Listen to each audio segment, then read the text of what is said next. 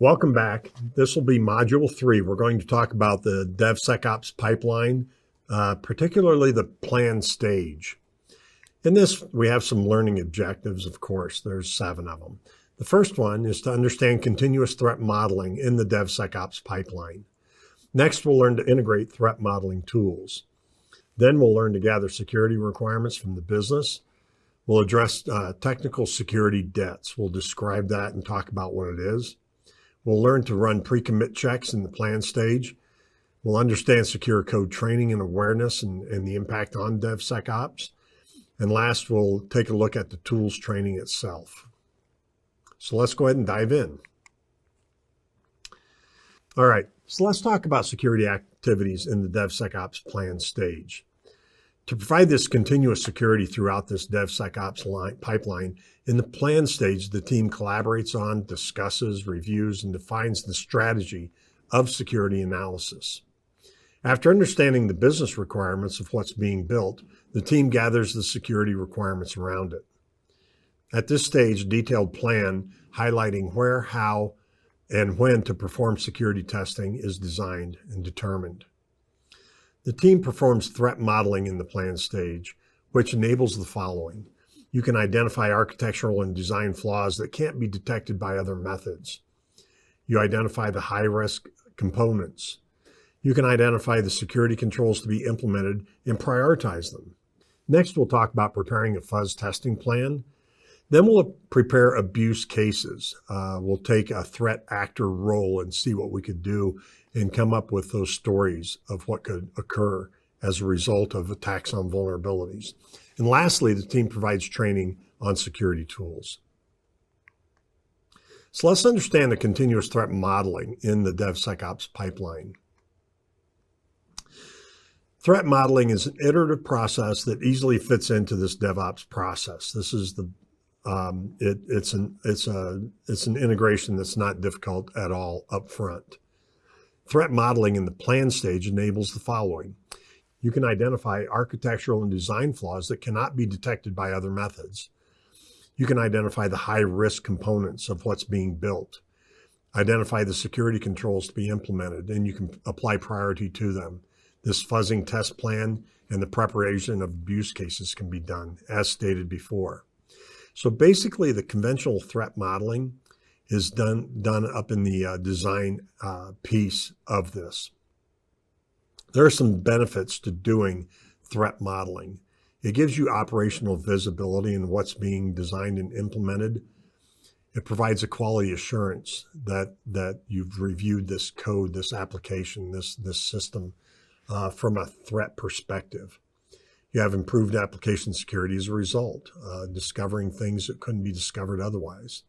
It improves collaboration because you can pull a lot of different teams into that threat modeling event or events. So the threat modeling workflow basically has 6 pieces to it down in the lower right. You identify the assets that you're going to be targeting, you describe the architecture, and you decompose the application into functional pieces, chunks, and how it's going to operate in the environment. How's it going to connect out data? What other applications does it touch, etc.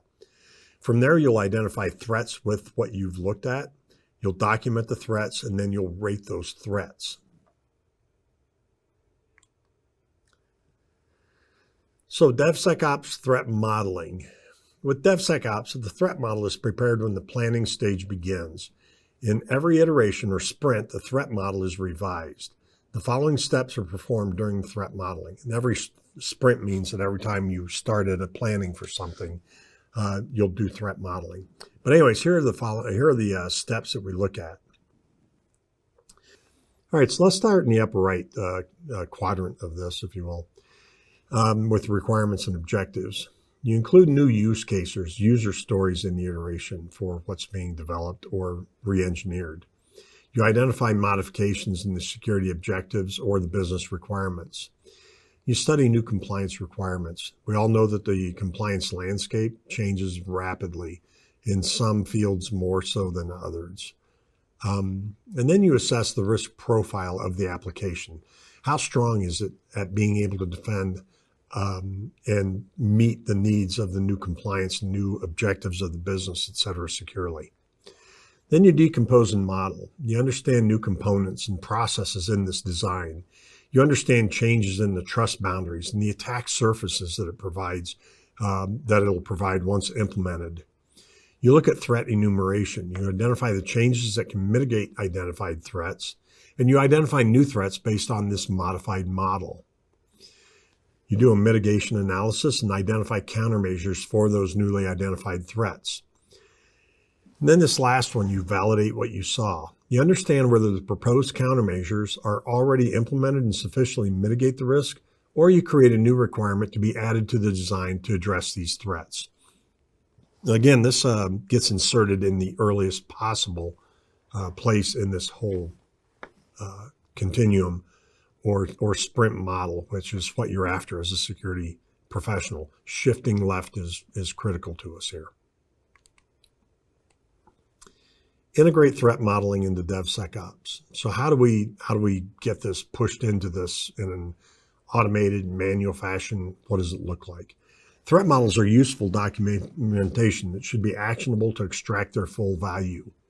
To make threat models actionable, DevSecOps teams should follow a sample workflow below. You build an initial threat model for the organization. The output of the threat model, mitigations of to threats identified, etc., should be sent to software such as Jira or Azure development boards that can track security issues and add items to the backlog. They can become items to be addressed within the Jira workflows. You apply the required mitigations to the identified threats.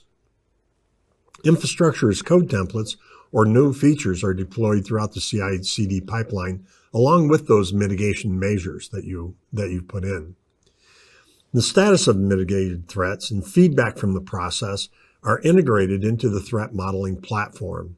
This cycle is repeated as new threats are identified and mitigated, and the corresponding feedback is integrated into the threat model.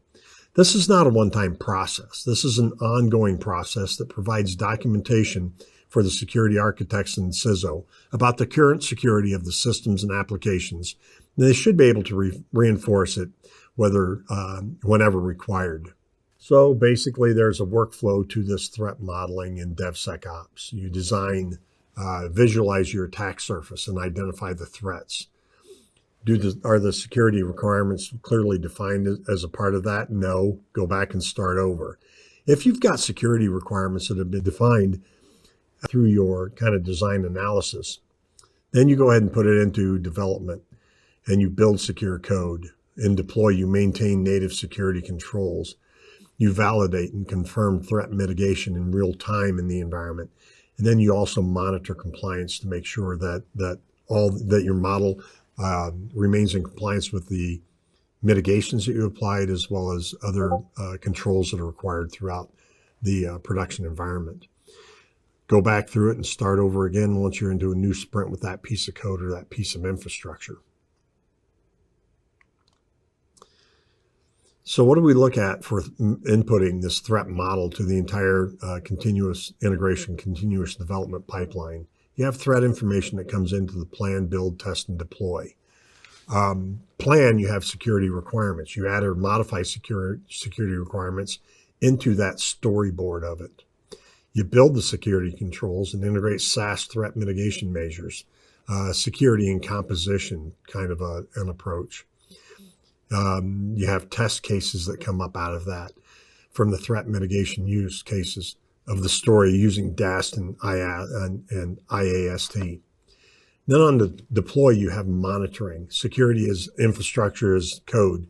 You set up alarms based on those test cases and where you thought the hot points were or the hot spots within that code were. You can point your SIM to look for alerts and alarms, the log pieces of what you were worried about. Let's take a look at Threat Dragon real quick. And there are threat modeling. There's a wide range of threat modeling tools out there. We gave you some on that on the last module of a variety of different tools that could be integrated into the different phases and different needs within DevSecOps. So now we're going to talk about some different threat modeling tools, and I'll basically show you some of the the inputs that you can do to it, the modifications, etc. But this will be kind of high level. Once you get into the labs, you're going to get to play with them a little bit more as far and learn how they work, as well as how to integrate these into other pieces of the DevSecOps toolset. So we'll start with Threat Dragon. Threat Dragon is a free open source threat modeling tool from OWASP. It can be used as a standalone desktop app for Windows and Mac or as a web application. The desktop app is recommended if the SecDevOps team wishes to evaluate the application without giving it access to the GitHub repositories.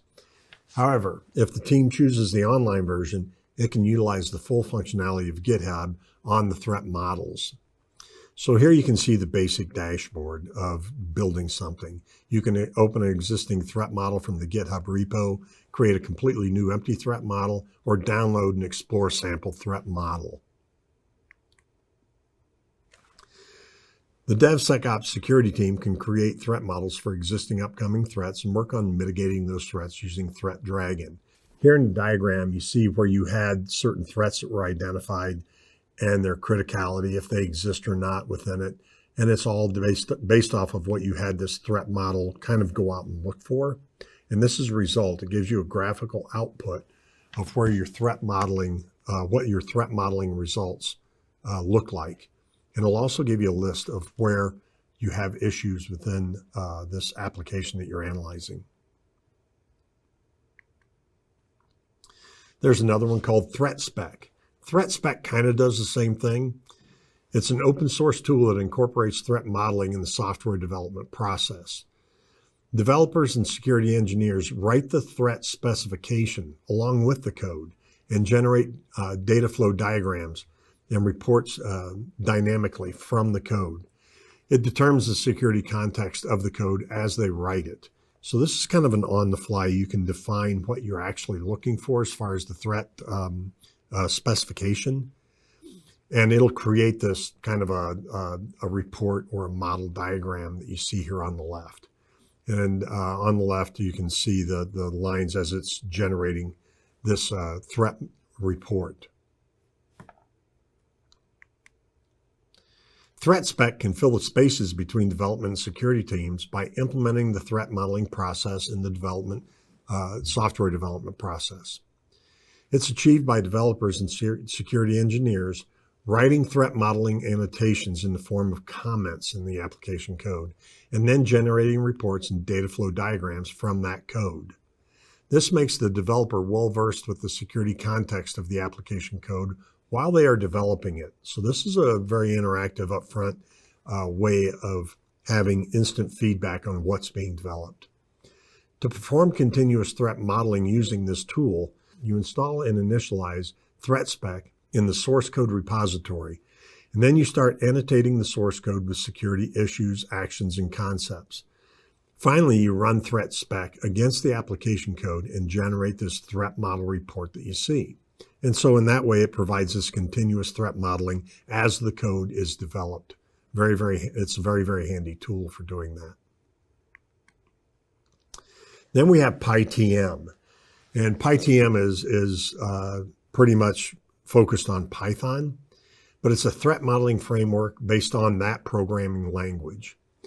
Using PyTM, you write Python code in a stepwise manner and run a script that generates artifacts for the threat model. In the script, you create objects and give them attributes. Given below is a sample pytm.py file containing code for an application. The user logs the application and posts comments. The server stores the comments in a database, and AWS Lambda periodically cleans up this database for you. To generate the data flow diagram, you use a specific Python command, the tm.pm --dfd, etc. And this will actually kind of give you a report of what you have going on and where the problems could lead. It'll give you also this kind of data flow diagram so you can look at how things are working.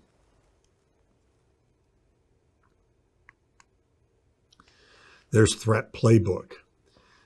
The Threat Playbook framework facilitates threat modeling as code. So basically, we kind of look at it as a user story-driven approach to threat modeling, We have the user story. We have the abuser story, how this could be, what the application's supposed to do, the functionality it provides, et cetera, is the user story. The abuser story is how we could break it and take advantage of potential vulnerabilities. From that, we come up with a threat model, a security test case, and mitigation. The arrows, these are the questions that you ask as you walk through this framework.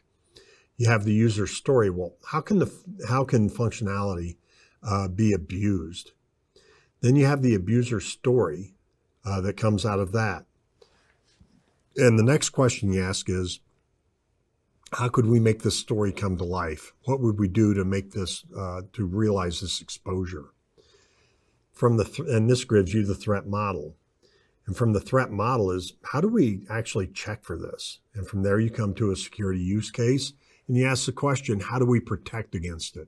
And from there, you get into the mitigation of it.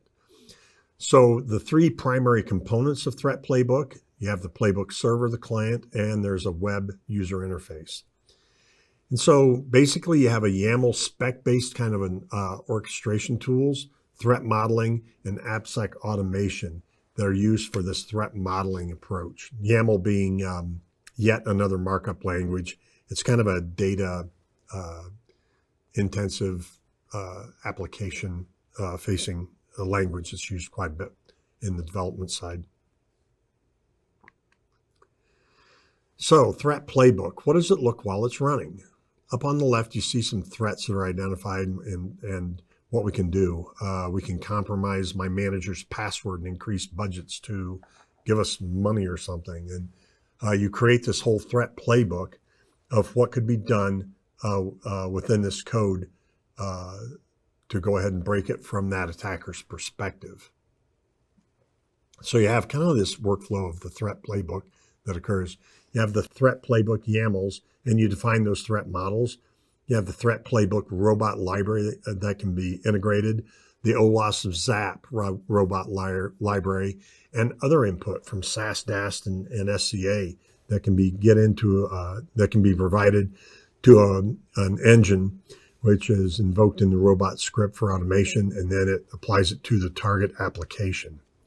And on the right, you can see the dashboard. After running this, what do you get from it? You have the description and remediation recommendations with this code kind of listed out on the left side of the panel. Microsoft uses the Microsoft Security Development Lifecycle to identify threats, attacks, and vulnerabilities and countermeasures that could be applied or affect your application. The Microsoft Threat Modeling Tool, or MTMT, provides a standard notation for visualizing system components, data flows, and security boundaries.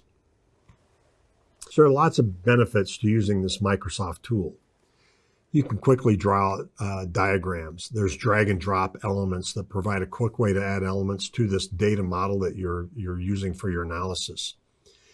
And use stride per the elements. And this approach provides the guided analysis of threats and mitigation. Stride is a mnemonic for a set of potential threats. It stands for spoofing, tampering, repudiation, information disclosure, denial of service, and elevation of privilege. Basically the bad stuff that can happen within the application. So it gives you it kind of guides you using this stride model. As far as reporting, MTMT provides security activities and testing in the verification phase. As far as marking things out of scope, you do have the ability to take certain elements out of scope, and it adds value for this incremental threat analysis, or when different teams are involved in threat modeling. Teams can choose their own scope. There are some drawbacks with it. The Microsoft tool doesn't really have a clean integration with the CI/CD, this pipeline. Boundary definitions do not work properly sometimes, potentially creating more issues than the ones to mitigate. The available stencils have low usability as they were primarily designed for data flow diagrams. And the graphical representation doesn't have many customizations for presentation to different audiences. So it's a little bit limited and structured, and I believe it's possibly a free service that's offered up when you have an Azure cloud instance that you've purchased. But it is a little bit limited in what it can do. But we can take a look at it. So here's what it kind of looks like as far as identifying threat. You'll be able to play with this, I think, in one of the labs, or you can play with it on your own. Go out and get some samples and run them. But basically, you have different actions that can be taken, and where's the stride category that it applies to. You can have mitigation guidance that gets provided by this tool. It tells you what to do if something if something comes to the surface as a vulnerability as a result of your analysis. And then, like I said earlier, it creates this data flow kind of a diagram on the right. It's a little clunky, but it works. It'll give you the basic components and flows and how things work between the major pieces. Threat Modeler, when integrated with AWS, automates and enhances the design of the AWS cloud environment. So basically you have the architect, the accelerator, and statuses that are provided in here. The architect analyzes the components and their relationships and automatically creates tasks for items that may be missing while creating an architecture diagram. And you can see that on the left. This is a task list that was generated by Threat Modeler, the architect, as items are added to the architecture diagram. This gets populated. The accelerator automatically generates a threat model of the current AWS environment. It builds threat models using the current configurations in AWS config to build these threat models. So it actually pulls the information from an AWS module. The Threat Modeler dashboard displays the threat models in the accounts and organizational units that are set up. The AWS Security Hub Threat Modeler updates the compliance status in AWS Security Hub, where, by the way, is the repository of everything that you find, the vulnerabilities that have to be addressed are up in AWS Security Hub. So you have the accelerator dashboard showing the status of discovered assets and their synchronization across these different platforms. And the statuses it'll provide are compliant, non-compliant, open, it's a recommendation only, or it was unable to test to see if that vulnerability existed within the environment. So once you do that, you have this architecture diagram using several components. You can see that you have the different play spaces kind of defined here as far as the users and getting into the different environments, your elastic environments, your VPC subnets, and the general flow. And then on the right, as you run this analysis, it'll give you the list of threats that were found to be prevalent within the environment. And their status is given to you, their source name, etc. And then you can click on them and get details. And again, these can be dropped over into the repository for management of them so that you don't lose track of what you found. If you want to take Threat Modeler and integrate it with Azure, when it's integrated with Azure, it creates multiple integrations that help to build threat models much, much faster. So here, the architect analyzes components and their relationships and automatically creates tasks for items that may be missing while creating the architecture diagram. So once again, you can see that looks pretty familiar. There's a task list that gets generated by the Threat Modeler architect for Azure as items are added to the architecture diagram. And as before, the accelerator creates the threat models with a task list of what has to be addressed. And there's the dashboard showing the status of discovered assets and the synchronization of them.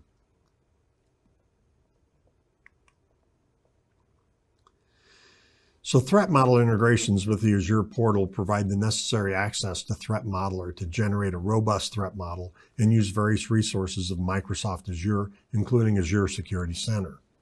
Threat Modeler integrates with Azure pipelines using a bidirectional API and becomes a part of the DevSecOps pipeline. So it's integrated into processes and can be automated. The integration of Threat Modeler with Azure Board allows the generation of work items depending on the detected threats, which helps in tracking the work from a single space. So it actually gives you, you don't lose thread on what has to be addressed and how this is going to be managed moving forward. On the left, you can see the toolbox in Threat Modeler, and this is used to drag and drop Azure services into an architecture diagram and how these are going to interact. On the right, you can see after you've dropped these in, what does it look like from a simple architecture diagram using several of the available components. You can review the configuration details in this dashboard for the integration, make sure that everything's working correctly. And then you integrate Threat Modeler with Azure on the right. You can see the AWS allow SSH or RDP port only. It found this vulnerability, et cetera, and there's the details of it and what has to be done with that vulnerability. Threat Modeler can be integrated with Jenkins. So basically, Jenkins is very plugin oriented as far as an IDE. The first thing you do to integrate with Jenkins, and again, this is a lot of lab work and playing on your own with them, so I'm not going to get into the integration steps too deeply, but I'll give you a representation of the workflow of getting these installed up and running within different environments. So you ensure that the threat model plugin is installed. You input the plugin URL and credentials. Then you add Jenkins and give it the approval. You can put notes in it. You can go out and pull a Jenkins job at that point, integrating Jenkins in with it. And then you come up with the Threat Modeler dashboard. So it's a fairly simple integration if you're going to tie Threat Model over to Jenkins. And you'll be able to play with this, like I said, in the lab environment. Jira. What is it? Jira is basically a dynamic kind of a project and task management platform. It has unique terms for everything. And it's basically kind of an issue tracking for code problems type of a platform. But anyways, you can tie Threat Modeler into Jira, which provides bidirectional communication between the two technologies. Potential threats are identified in Threat Modeler, and they become bugs to track in Jira so that you don't lose track of them. You can check on the progress on mitigations, etc. The enumerated security requirements become Jira epics. They have their own terminology, etc., within the platform. So you can see here that you've identified the Jira Threat plugin on the left, and this is what the integration inputs are for getting the plugin with Threat Modeler and getting it up and running. You have the instance, the project threats, and security requirements, where they go to, etc. So basically, let's talk about threat modeling best practices. You start threat modeling with a small goal and expand the goals. Don't try to boil the ocean all at once. Take everything on huge. The DevSecOps team should adhere to the following key points before starting threat modeling. You should be looking at addressing the security backlog of items and technical debt from the first sprint of threat modeling. And here we look at security control implementation and security test cases to make sure that earlier stuff was remediated. Don't let go of earlier backlog or technical debt or security debt as you go through these iterative sprints with pieces of code, applications, environments, etc. Try to pick one user story at a time and work on that user story. What could a threat actor do with that user story? Try to pick one threat modeling method.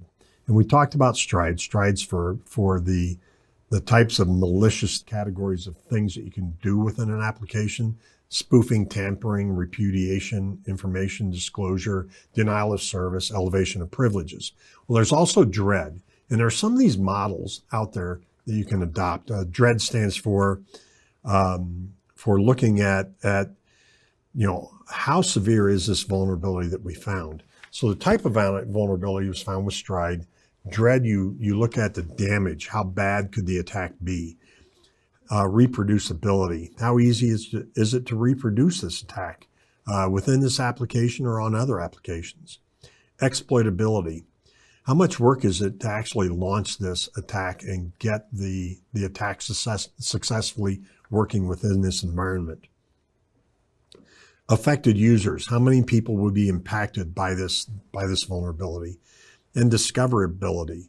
How easy is it to discover this vulnerability within the environment? Is it somewhat obfuscated, or is it glaringly obvious as a misconfiguration up on a web page, for example? But anyway, so you look at these different threat modeling tools that are out there, like Stride and DREAD. You select one and go with it.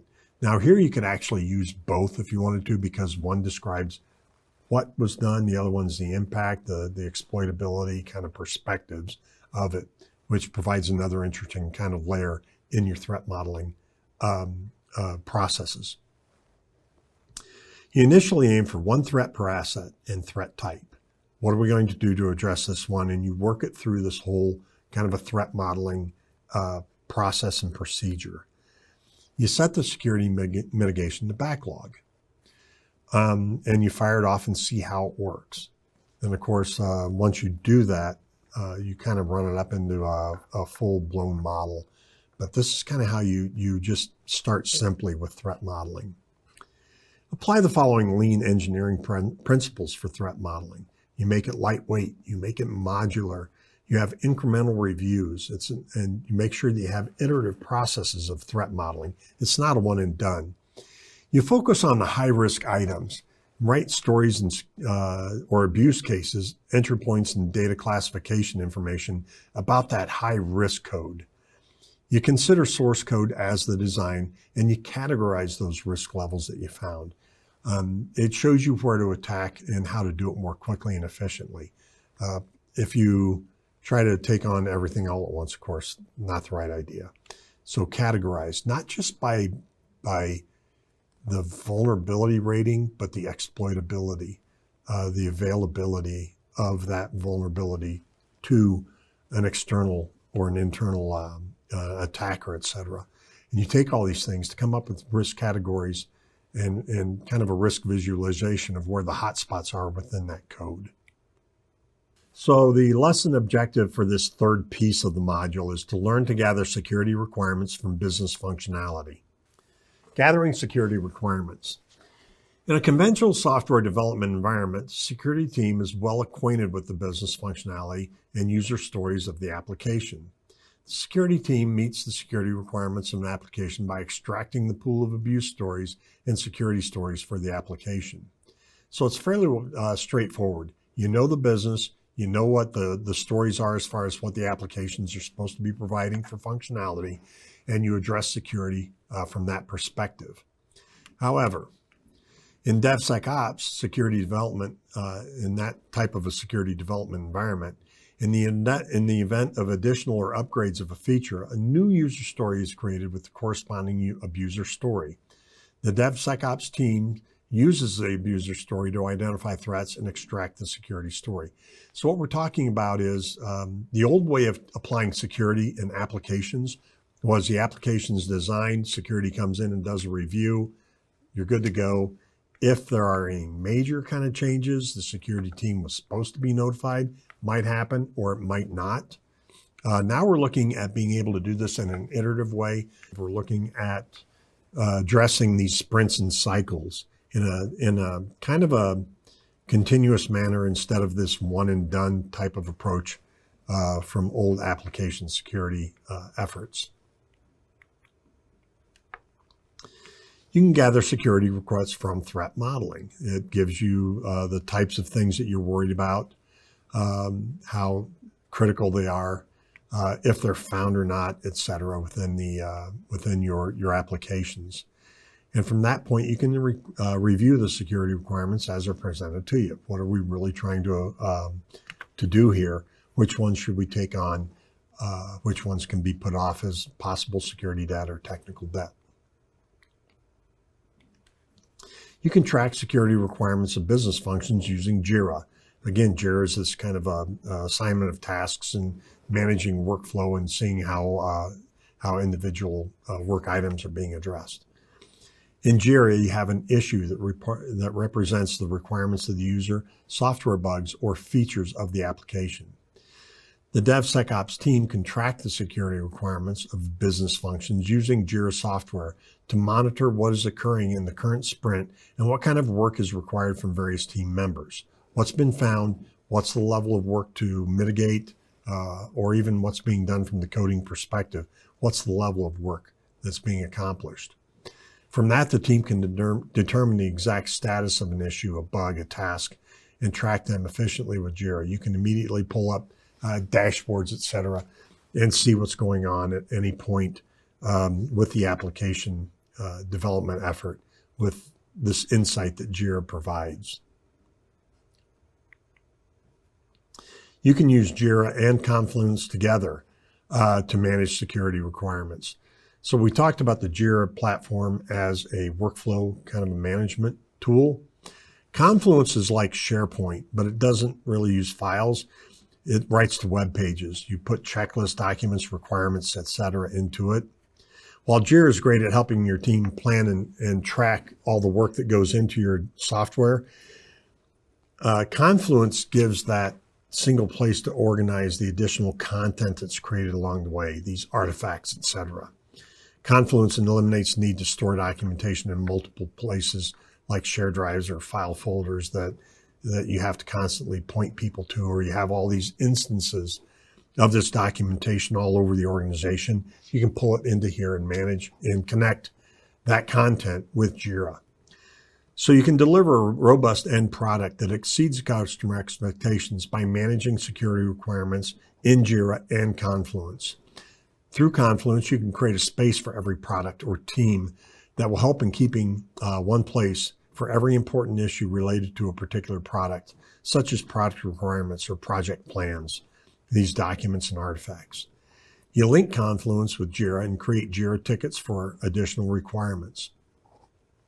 Whenever a Jira ticket is updated, the update will be shown automatically in the requirements page, informing the team members as far as the current status of the requirement. So this is what Jira and Confluence kind of looks like together on the left side. And on the right, you can see creating issues with Jira and Confluence and how they tie together. You can also integrate Jira with Jenkins.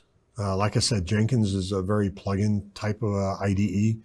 So you can integrate it to view every issue on Jira, including the status of the latest build or successful deployment of the work to an environment.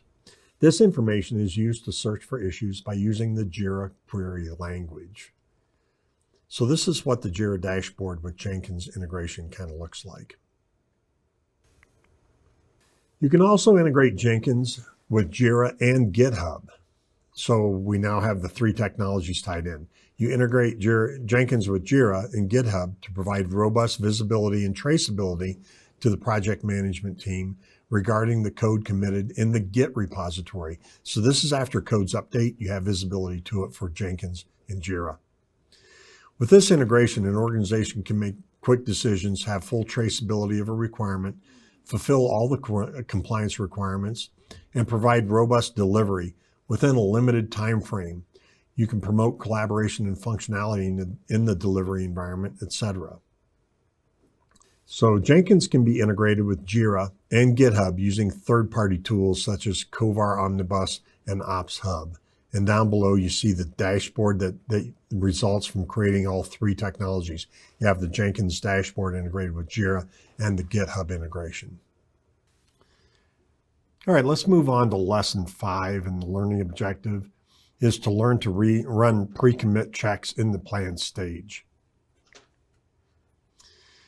Basically, you execute git pre-commit hooks in Windows.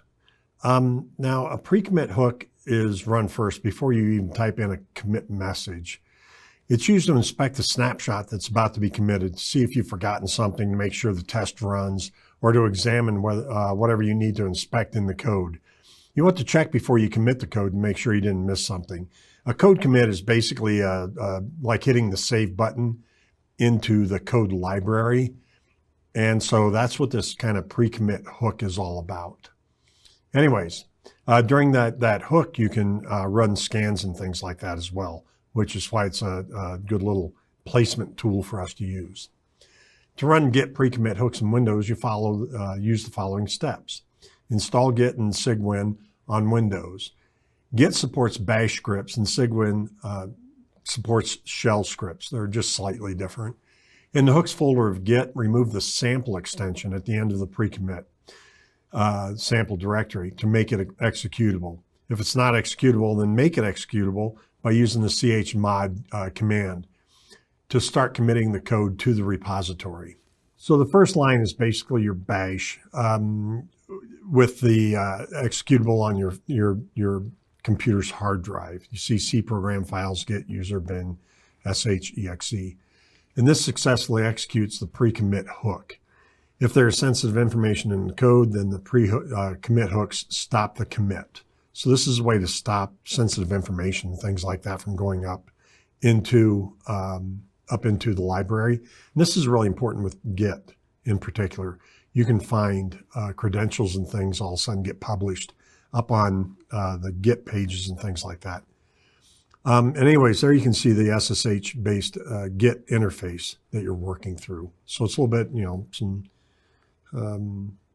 you're basically running it all in scripts commands. If you want to do it in Linux, it's kind of similar.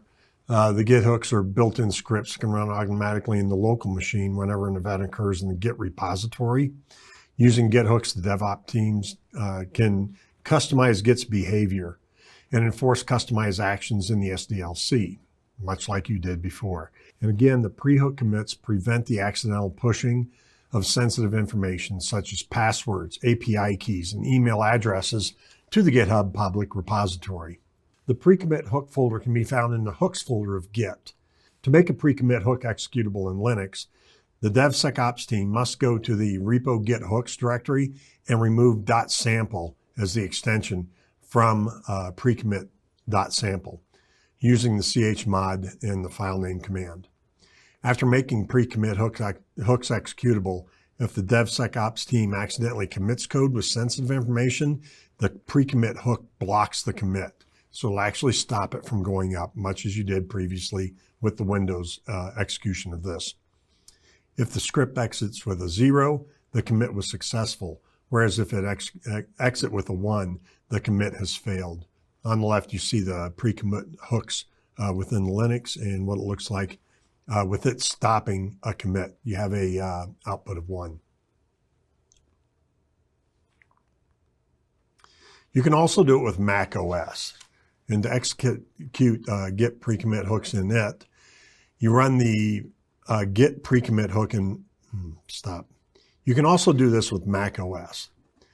To run a Git pre-commit hook in Mac OS, developers use the command vim.git hooks pre-commit and make it executable by using the command chmod again and put in the following information there. In the example below, a test suite is run using the Mocha test framework before making a commit. If the test suite fails, the commit will not be allowed. So below you can see on the left you're creating a pre-hook commit, and on the right you can see the failure of it. It didn't commit the code because the test did not pass.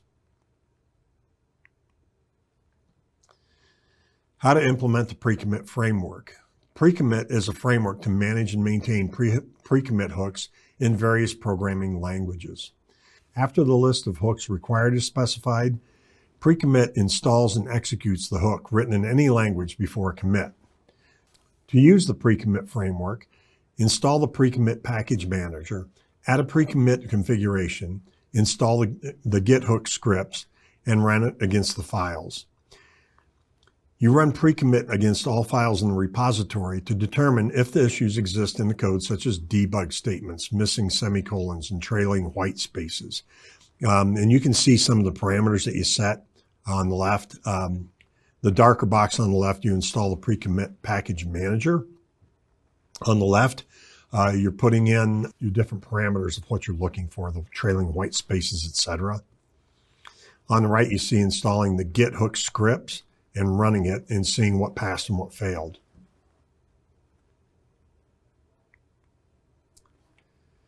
You can use the Git multi-mail tool to send an email notification for every push. Kind of automates notifications of what happened here. The DevSecOps team can use the Git multi-mail tool to send email notifications for every push to the repository. By default, the tool sends one output email providing details about the reference change and one output email for every new commit due to the reference change. You utilize the Git multimail.py module of this tool as a hook script directly, or you can import it from another script. To ensure that it's set up correctly, you can run the environment variable Git multimail check setup by setting it to a non-empty string. This will return the output shown below. Please type in some text at the bottom. You see it foo. You've just entered foo, and it says get mail, or the get multi-mail seems to be properly set up. So it does kind of a quick check for you. There's another pre-commit hook tool. It's called Talisman. Talisman secures the developer's system and prevents the leakage of sensitive information by installing a hook to the repository again. It prevents sensitive information from moving out of the developer's workstation, detects security breaches, and performs automatic checks on secret information before each commit or push. It verifies authorization tokens, SSH keys, private keys, etc. So on the left, you can see the Talisman dashboard and what it looks like. And on the right, it'll give you a kind of, not very graphical, but it'll give you this report detailing what it found.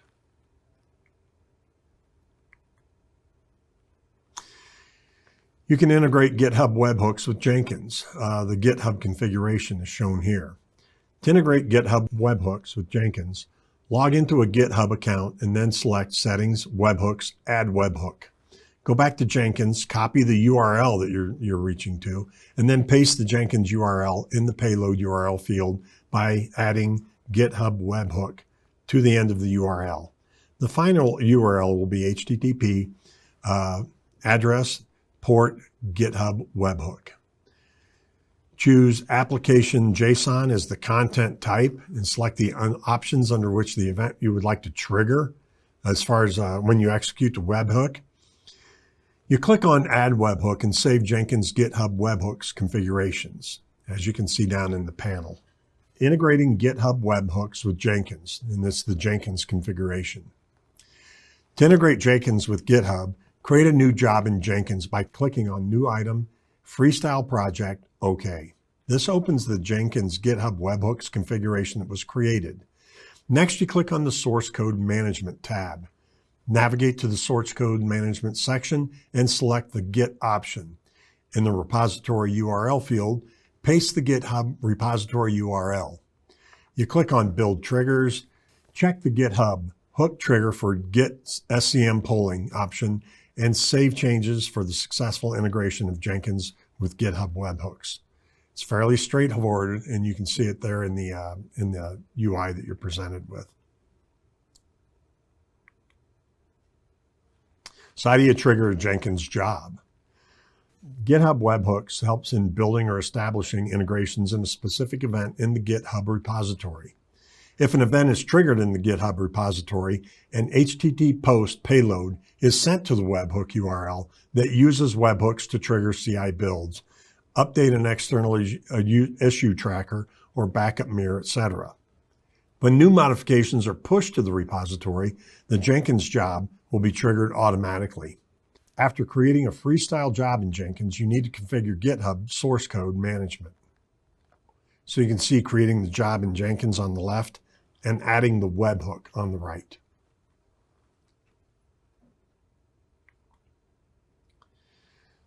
Understand secure code training and awareness. There's a need for secure code training and awareness for DevSecOps teams. We all know that. You can't do what you're not trained on. The organization's firewalls or appliances cannot safeguard against all software-based attacks. Insecure code can provide a way for attackers to target the organization. Understanding and preventing software vulnerabilities should be given top priority, particularly if you're a large SaaS shop that's meeting customer requirements through that model. Secure coding and awareness in the DevSecOps team can remove coding vulnerabilities before they're exploited by your adversaries. Through secure coding and awareness, the DevSecOps team can secure applications and developers can build secure software development skills, which is what you're after. And by the way, this is a maturing product that you're looking at, or a timeline with your developers. They're going to start out slowly and build their skills as they go on. There are common security challenges while developing a security program. The first one is when you have developers requiring quick development of a software product. They can look at security as getting in the way. There can be a lack of security training and education among development teams, so they don't really know what to do or what to look for. Security code training and awareness may be considered a necessary evil by them and looked on unfavorably. And security can overall be viewed as a barrier for the DevOps process. There can be a refusal of responsibility and ownership for security of the code. They could look at you and say, well, you didn't tell me the rules, you didn't review it, what can I do? And so these are some of the main challenges that you face when you're trying to get this whole program kind of running with SecDevOps. Checklist for a secure code training program. One of the things that's most valuable is the enforcement of security training as a professional metric. Make it as a goal and a target that they have to hit. We're talking financial impact on bonuses and things if they don't do their training as prescribed. Ensure that the training is relevant and engaging. Don't push out boring products and then be upset because nobody wants to look at it. You need to have this training that's relatively interactive, or that sparks interest, that engages the mind, that helps these very creative individuals think creatively about applying security to their applications.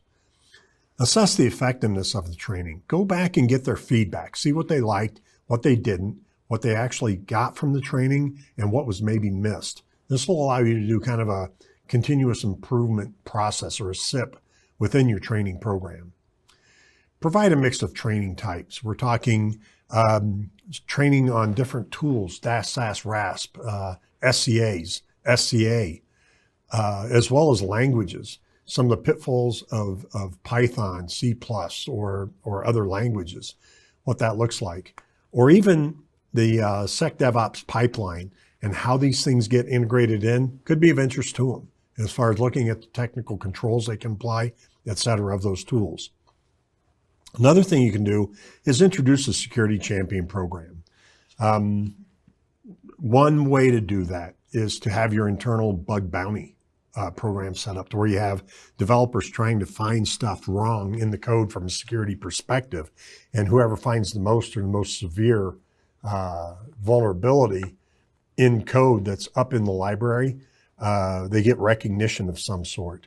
Or you can also just have someone that's really putting on an effort to champion security among the development teams, highlight them in a company-wide email or a note or something. But you try to give rewards for proper behavior at all times, and this will also help get this kind of training program instantiated as a not a necessary evil, but something that actually helps the company in customer satisfaction, delivering secure code, and streamlining operations within the SecDevOps program. Secure coding standards are rules and guidelines that improve the quality of the code and make code more secure. Organizations should train the DevSecOps team regarding secure coding standards to detect vulnerabilities and mitigate issues so they don't move to the production environments. The following are some common secure coding standards. CWE and CWE Top 25. These are the common weakness enumerations. It is prepared by the MITRE Corporation. It identifies security vulnerabilities in applications and hardware. It supports several programming languages such as C, C++, and Java. You also have the OWASP and the OWASP Top 10 that can be used. This is the Open Web Application Security Project, and it's a popular coding standard. It sets coding standards based on a list of the most exploited vulnerabilities, and so the list can change over time. The OWASP Top 10 vulnerabilities highlight critical web applications and API security risks. There's CERT. CERT provides coding standards for application development as most vulnerability-based attacks on software that are caused by coding errors. It supports C++ and Java. There's the CVE, which we all know if we've done any kind of threat management and scanning. There's the Common Vulnerabilities and Exposure library, and it's a list of software vulnerabilities and exposures that are known publicly. Every CVE is unique and identifies each vulnerability specifically. It talks about the operating system or the application or the IOCs that are present within it. It helps the DevSecOps team understand what type of code caused a particular vulnerability. Then there's the NVD, which is the National Vulnerability Database. It's maintained by the U.S. government and is connected with CVE. It provides a little bit more information as a layer over CVE. It provides information such as impact ratings and how to fix CVE vulnerabilities and ratings. There's the IEC 62443. This provides security standards for industrial automation and control systems, or IACS. It consists of 5 security levels from 0 to 4 that help in assessing the cybersecurity threats on systems individually and in addressing the risks. The DevOps team should be well acquainted with secure coding principles to obtain desired outcomes. The following represents some secure coding principles. You use secure by design. This focuses on preventing down the road in production cybersecurity breaches. Use secure by default. This principle considers that the default configuration settings are the most secure. However, these need to be balanced based on the organization's requirements and productivity. Secure by communication. Communication methods must be secure as possible to maintain confidentiality and security. This can be achieved by maintaining secure trust relationships between applications and servers, or servers and servers, instances, etc. Then you have secure by implementation. Now we're talking about moving things up into the higher environments.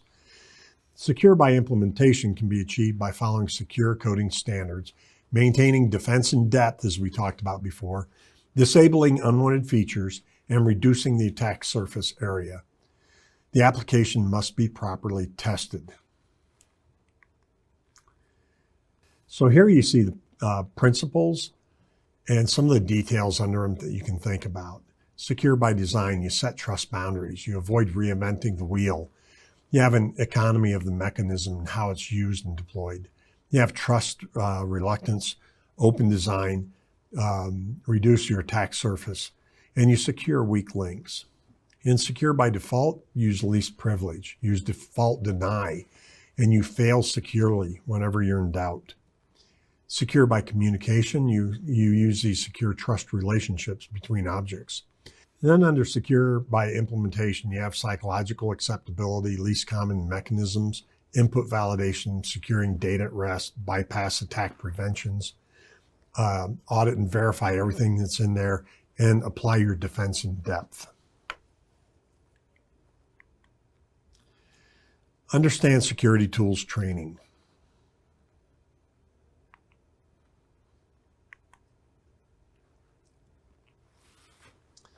What's the significance of security tools training?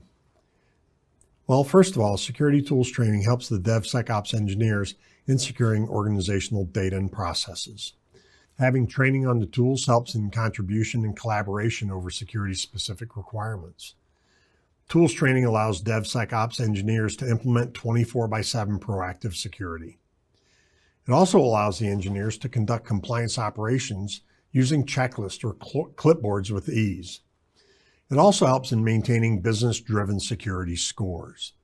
All right, so let's talk a little bit more about tools training.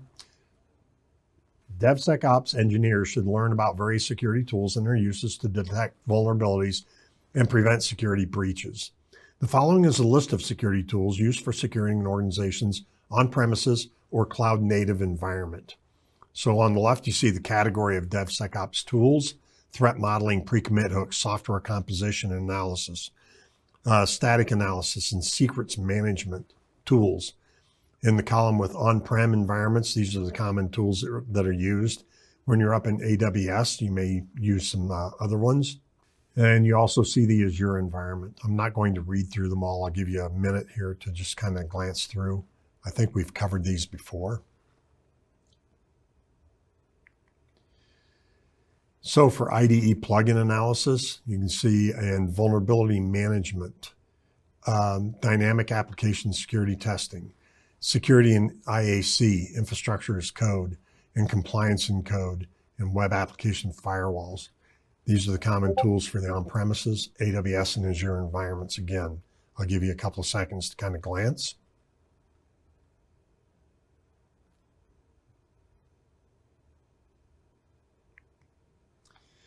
Let's go through a module summary.